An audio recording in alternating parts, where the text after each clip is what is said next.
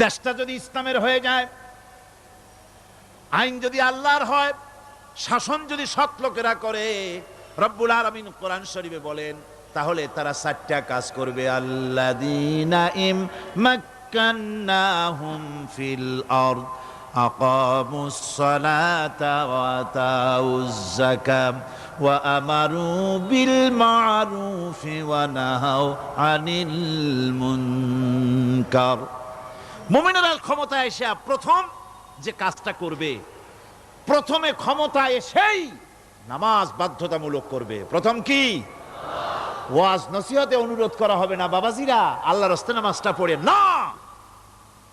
radio এবং টেলিভিশনের মাধ্যমে রাষ্ট্রপ্রধান অর্ডার করে দিবেন, আজ থেকে বাংলাদেশের 12 কোটি তাওহীদি জনতা, নারী পুরুষ যারা আকেল বালিগ সকলে